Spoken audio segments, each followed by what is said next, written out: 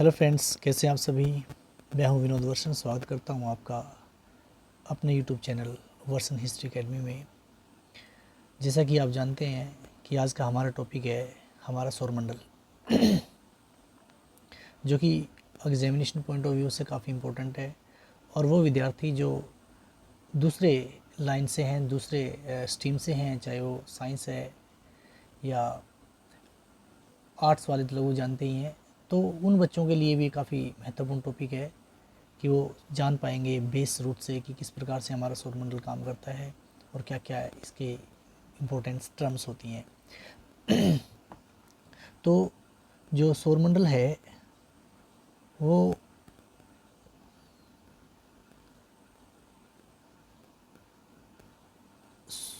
8 ग्रह, उपग्रह, अक्षुद्र ग्रह और कुछ जो खगोलीय पिंड हैं उनसे मिलके बना है। यानी कि हमारे सौरमंडल के अंदर सूर्य है, उसका चक्कर लगाने वाले 8 ग्रह, उपग्रह, अक्षुद्र ग्रह है और कुछ खगोलीय पिंड हैं। खगोलीय पिंड से हमारा मतलब सेलेस्टियल बॉडीज़ जो रात को चमकते हैं, चाहे सूर्य, चंद्रमा और जो स्टार्स या एस्ट्रॉइड हैं, मेटोइड्स हैं, वो सारे खगोलीय पिंड हैं जो भी आसमान में चमकते हैं रात के समय, वो खगोलीय पिंड बोलते हैं। तो सूर्य हमारे सौरमंडल का मुखिया है और सभी ग्रह और खगोलीय पिंड इसके चारों ओर चक्कर लगाते रहते हैं, क्योंकि सूर्य का गुरुत्वाकर्षण यानी ग्रेविटी बहुत ज़्यादा है और ये सभी हमारे सौरमंडल के खगोलीय पिंडों को अपनी कक्षा में बांधे रखता है। हमारे सोलर सिस्टम में 8 ग्रह हैं। 8 ग्रह हैं जो इस प्रकार हैं।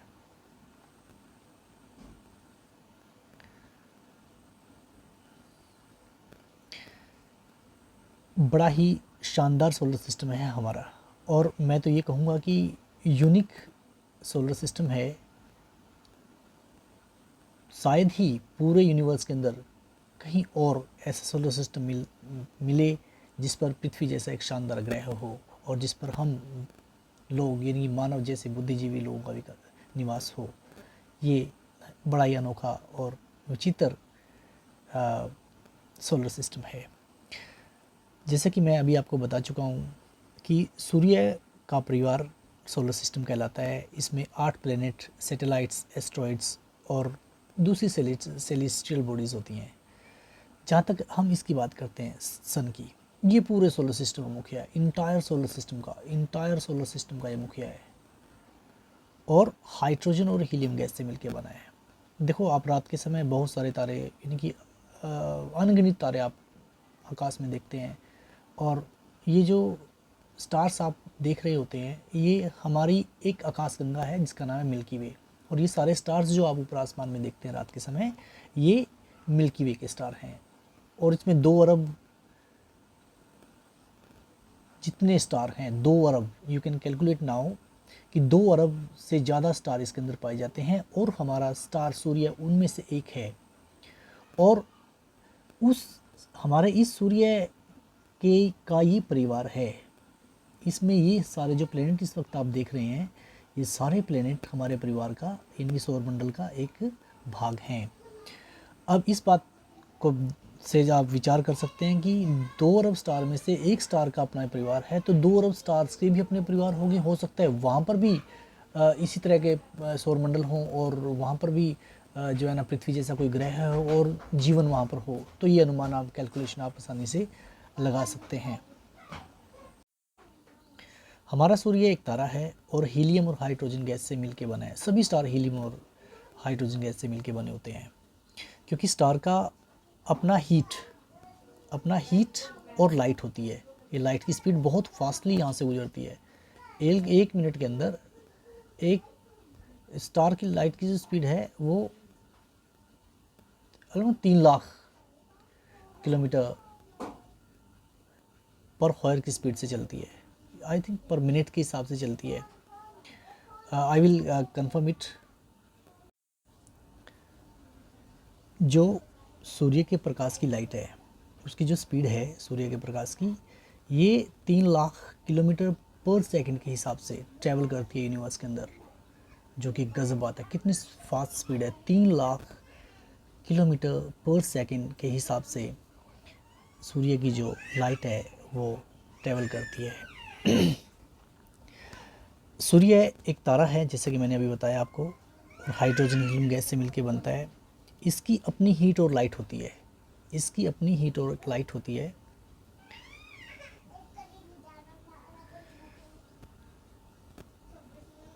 और सभी जो प्लेनेट हैं ये अपनी कक्षा में, these are the orbit of the planet, ये लगातार इनके चक्कर लगाते रहते हैं, सूर्य के चारों ओर चक्कर लगाते रहते हैं। और सूर्य का ग्रेविटेशन फोर्स इन सभी को, सूर्य ग्रेविटेशन फोर्स इन सभी को अपनी कक्षा में बने रहने के लिए फोर्स भी करता है, क्योंकि इसका ग्रेविटेशन फोर्स बहुत ज़्यादा है। और इतना ही नहीं, 99% जो वेट है, जो मास है इस पूरे यूनिवर्स का, अपने वाले यूनिवर्स का, तो ये 99 मास केवल सूर्य में ही निहित है। अब ग्रहों की बात कर लेते हैं, प्लैनेट्स की बात करते हैं। तो इनकी अपनी हीट और लाइट नहीं होती, यानी कि ये स्वयं का इनका अपना प्रकाश नहीं होता, बल्कि ये सूर्य की रोशनी से गर्म होते हैं और प्रकाशित होते हैं। हमें जो प्लैनेट दिखते हैं, वो हमें जो ग्रह दिखते हैं, चंद्रमा दिखता है, हमारी अर्थ दिखती है, या आसमान से आप शाम के समय आप पश्चिम की ओर शुक्र ग्रह को देख सकते हैं, और फिर सुबह आप मॉर्निंग में भोर के तारे के रूप में शुक्र ग्रह को देख सकते हैं। तो ये इसलिए दिखते हैं क्योंकि इनका खुद का प्रकाश नहीं होता, बल्कि सूर्य के प्रकाश की मदद से चमकते हैं। और ये सूर्य का चक्कर लगातार लगाते रहते हैं, और सूर्य इनको अपने ग्रेविटेशन फोर्स के अंदर बांधे रखता है। उपग्रह की बात कर लेते हैं। तो सूर्य, ये ग्रह और उपग्रह, उपग्रह वो होते हैं जो इनका चक्कर काटें, यानी कि जो प्लैनेट्स का चक्कर काटे, प्लैनेट्स के चारों ओर जो चक्कर काटे, डायरेक्ट रूप से वो सूर्य का चक्कर नहीं लगाते, बल्कि अपने प्लैनेट्स की सहायता से ये लगातार प्लैनेट्स के साथ साथ सूर्य का चक्कर लगाते रहते हैं। इनको बोलते हैं उपग्रह। जैसे हमारी पृथ्वी का एक उपग्रह है, क्या है हमारी पृथ्वी उपग्रह, मुझे कमेंट बॉक्स में ज़रूर बताना क्या है। और ये लगातार पृथ्वी का चक्कर लगाता रहता है।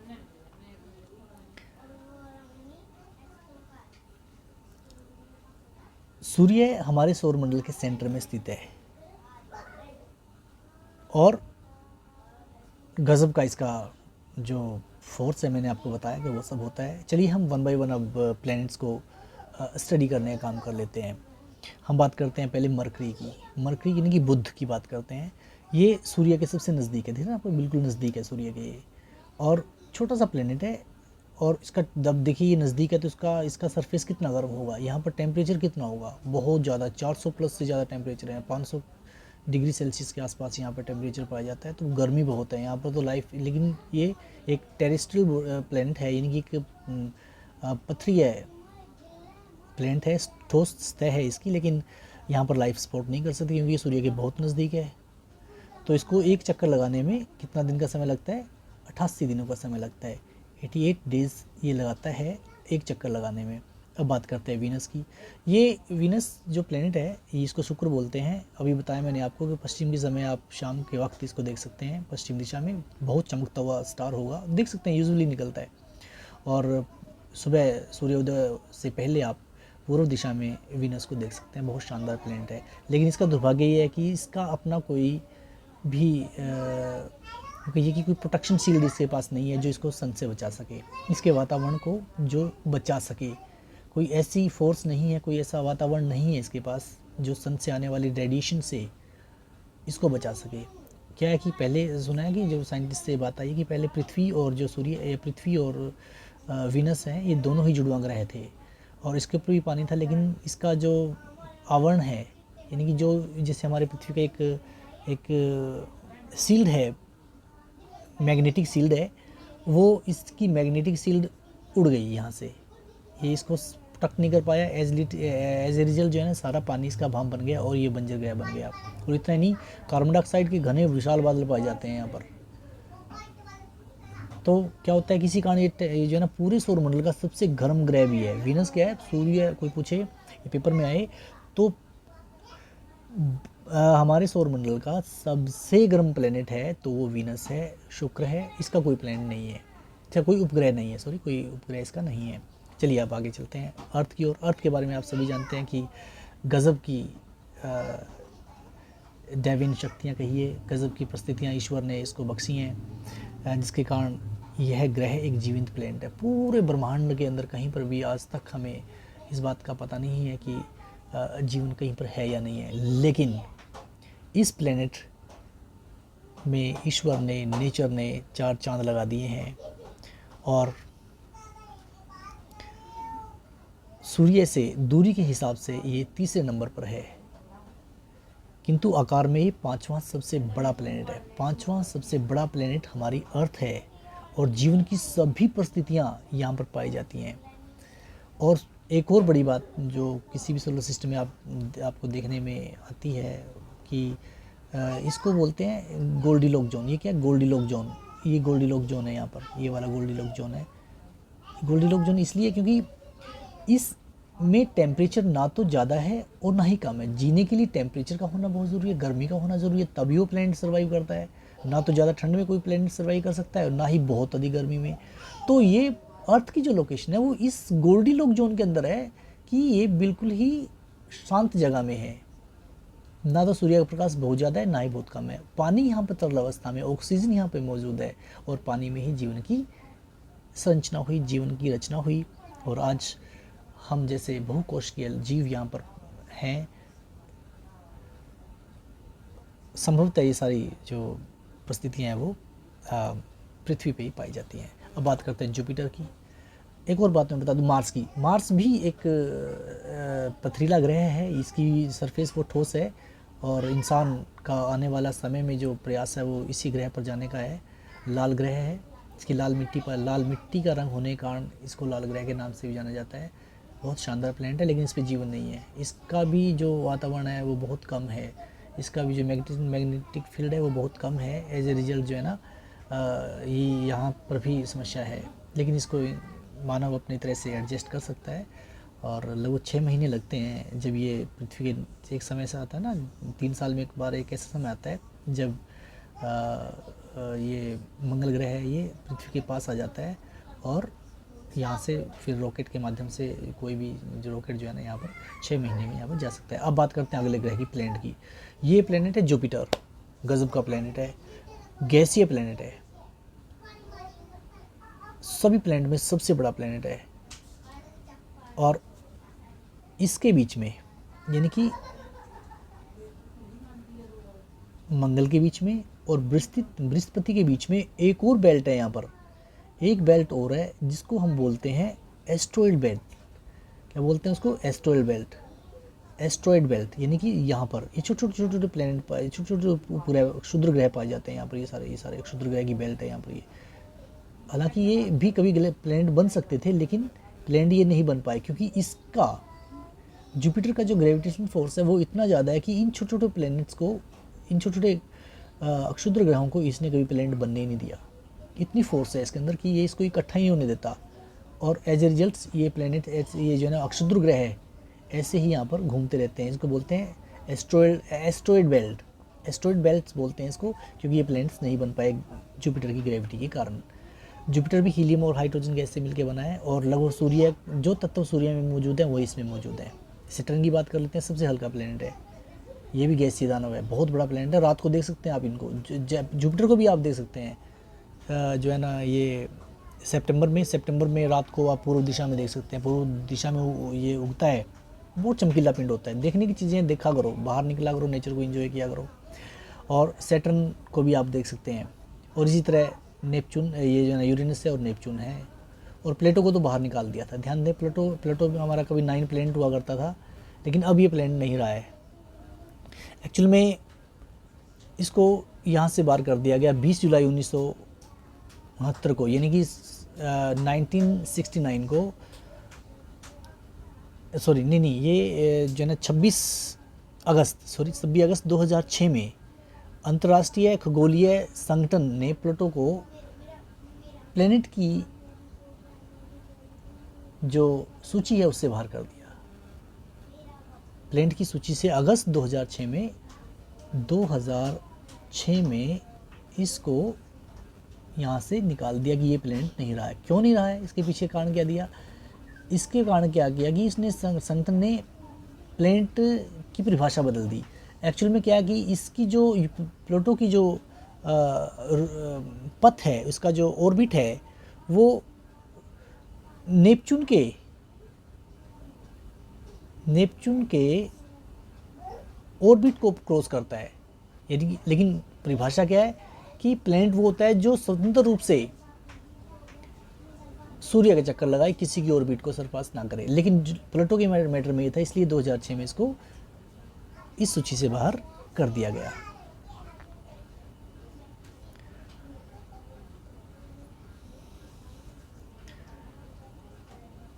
कुछ और टर्म्स मैंने साथ साथ टर्म्स क्लियर करने का प्रयास किया है। तो चलिए उल्का पिंड के बारे में बता देते हैं आपको। उल्का पिंड भी क्या होते हैं? उल्का पिंड भी एक तरह से सूर्य के चक्कर लगाने वाले छोटे छोटे पत्थर के टुकड़े होते हैं। कई बार ये जो है ना हमारे वातावरण में, पृथ्वी में आ जाते हैं। रात के समय आपने टूटता तारा देखा होगा, ये उल्का पिंडी होती हैं। मीटरॉइड्स के रूप में ये आगे पृथ्वी पर गिरते रहते हैं। जब ये पृथ्वी के वातावरण में एंटर करते हैं तो पृथ्वी के वातावरण से जो है रगड़ खा के ये गर्म होकर जल उठते हैं, और जो है ना इस तरह से ये पृथ्वी पे आ गिरते हैं। कई बार ज़मीन पर बहुत बड़े बड़े गड्ढे ये कर देते हैं। ध्रुव तारा की बात कर लेते हैं। एक और टर्म मैं आपको एक्सप्लेन करना चाहूँगा कि ध्रुव तारा क्या है। ध्रुव तारे को उत्तरी स्टार भी बोलते हैं। उत्तर दिशा में निकलता है और हमेशा एक ही स्थान पे बना रहता है। आप इसको देख सकते हैं, सप्तऋषि तारामंडल आपने देखा होगा, तो ठीक उसके ऊपर उत्तर की ओर आप ध्रुव तारे के दर्शन कर सकते हैं। और ये मैंने आपको अभी बताया कि ये प्लैनेट्स, मैंने एक्सप्लेनेशन आपको अभी दिया ही है कि प्लैनेट ये सारे जो है ना प्लैनेट हैं। बड़ी एक्सप्लेनेशन मैंने आपको दी है। तो आइए कुछ महत्वपूर्ण तथ्यों पर आप प्रकाश डालते हैं। ये आपके लिए एग्जामिनेशन पॉइंट ऑफ व्यू से बहुत इंपॉर्टेंट होने वाले हैं।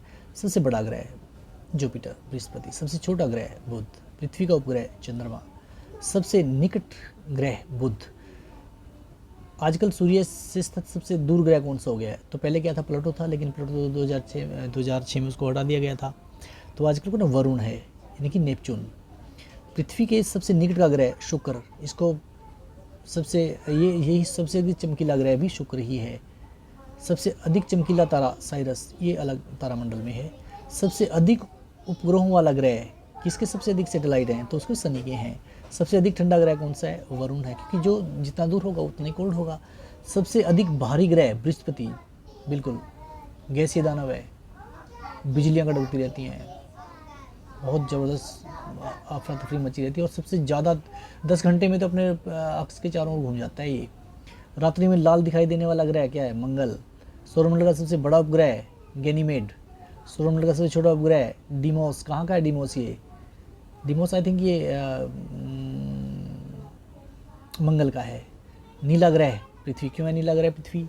क्योंकि पृथ्वी का 2 स्थायी भाग, पृथ्वी के 2/3 भाग पर पानी है, इसलिए जब हम आकाश से इसको देखते हैं तो ये नीला ग्रह दिखता है पानी की वजह से। बड़े बड़े 4 महासागर हैं ना अर्थ के ऊपर। लाल ग्रह क्या है? मंगल। भोर का तारा शुक्र, सांझ का तारा शुक्र। पृथ्वी की बहन कौन है? ये शुक्र है। तो आइए इन प्लैनेट्स को याद करने का एक तरीका आपको बताते हैं कि कैसे आप इसको याद कर लेते हैं। इंग्लिश में बच्चों को याद नहीं होते। वेरी, वी से बन गया, वी से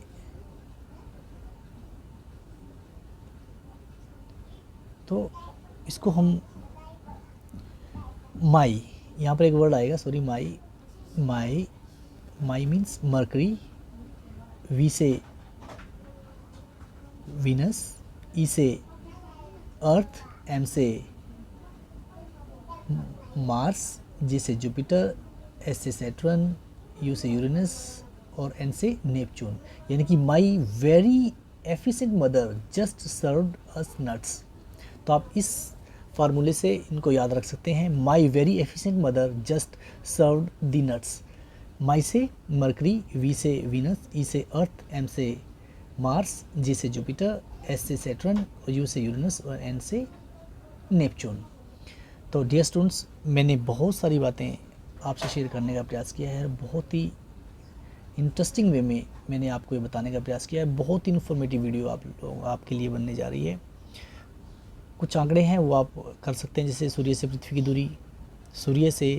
की दूरी लगभग 15 करोड़ किलोमीटर है, और इसी तरह से चंद्रमा की दूरी पृथ्वी से कहीं तो 3,84,000 किलोमीटर। यह है चंद्रमा हमसे दूर है, चंद्रमा पृथ्वी का सैटेलाइट है और 27 दिनों में अपनी एक यात्रा पूरी करता है। और इतना ही नहीं, पृथ्वी देखिए इंसान ने चंद्रमा पर अपने पाँव रख दिए हैं। 20 जुलाई 1969 को नील आर्मस्ट्रांग ने चंद्रमा पर पहला कदम रखा था। Dear students, I hope you like the video well, और यदि ये वीडियो आपको पसंद आए तो प्लीज़ चैनल को सब्सक्राइब करना। Thanks for watching, thank you so much.